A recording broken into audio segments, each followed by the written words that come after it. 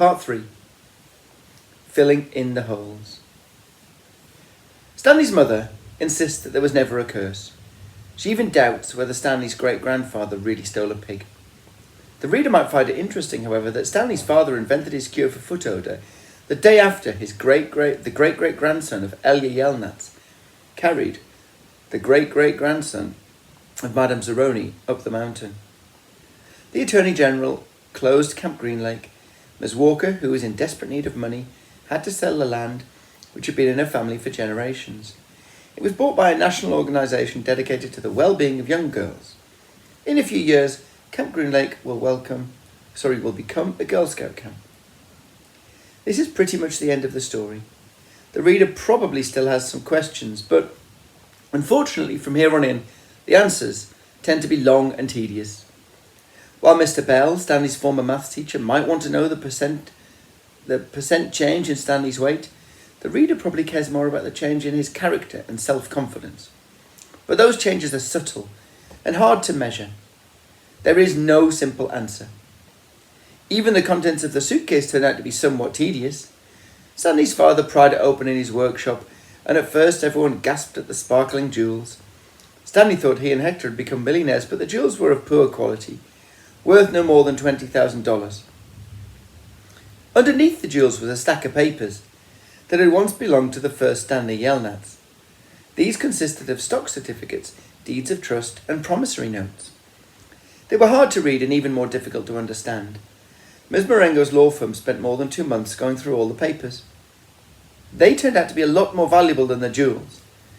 After legal fees and taxes, Stanley and Zero had each received less than $1 million. But not a lot less. It was enough for Stanley to buy his family a new house and a laboratory in the basement, and for Hector to hire a team of private investigators. But it would be boring to go through all of the tedious details of all of the changes in their lives. Instead, the reader will be presented with one last scene which took place almost 1.5 years after Stanley and Hector left Camp Green Lake. You have to fill in the holes yourself. There was a small party at the Yelnats' house. Except for Stanley and Hector, everyone there was an adult. All kinds of snacks and drinks were set out on the counter, including caviar, champagne, and fixings to make ice cream sundaes. The Super Bowl was on television, but nobody was really watching. It should be coming on at the next break, Ms. Marengo announced. A timeout was called in the football game and a commercial came up on the screen. Everyone stopped talking and watched. The commercial showed a baseball game. Amid a cloud of dust, Clyde Livingston slid into the home plate as the catcher caught the ball and tried to tag him out. "Safe!" shouted the umpire as he signalled with his arms. The people at Stanley's house cheered, as if the run really counted. Clyde Livingston got up and dusted the dirt off his uniform. As he made his way back to the dugout, he spoke to the camera. "Hi, I'm Clyde Livingston.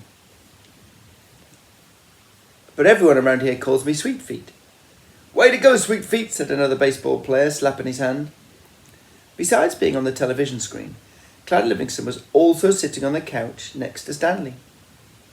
"But my feet weren't always sweet," the television Clyde Livingston said as he sat down on the dugout bench. "They used to smell so bad that nobody would sit near me in the dugout." "They really did stink," said the woman sitting on the couch on the other side of Clyde. She held her nose with one hand and fanned the air with the other. Clyde shushed her. "Then a teammate told me about sploosh," said the television Clyde.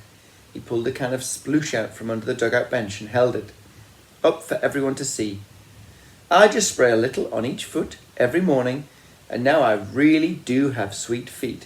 Plus, I like the tingle." "Sploosh," said the voice, "a treat for your feet. Made from all natural ingredients, it neutralizes odor-causing fungi and bacteria. Plus, you'll like the tingle." Everyone at the party clapped their hands. "He wasn't lying," said the woman who sat next to Clyde. "I couldn't even be in the same room with his socks." The other people at the party laughed. The woman continued, "I'm not joking. It was so bad You've made your point," said Clyde, covering her mouth with his hand. He looked back at Stanley. "Will you do me a favour, Stanley?" Stanley raised and lowered his left shoulder. "I'm going to get more caviar," said Clyde. "Keep your hand over my wife's mouth." He patted Stanley on the shoulder as he rose from the couch. Stanley looked uncertainly at his hand, then at Clyde Livingston's wife. She winked at him. He felt himself blush and turned away towards Hector, who was sitting on the floor in front of an overstuffed chair. A woman sitting in the chair behind Hector was absent-mindedly fluffing his hair with her fingers. She wasn't very old, but her skin had a weathered look to it, almost like leather. Her eyes seemed weary, as if she'd seen too many things in her life that she didn't want to see. And when she smiled, her mouth seemed too big for her face. Very softly, she half sang, half hummed a song that her grandmother used to sing to her when she was a little girl. If only, the moon speaks no reply, reflecting the sun and all that's gone by. Be strong, my weary wolf, turn around boldly. Fly high, my baby bird, my angel, my only. The end.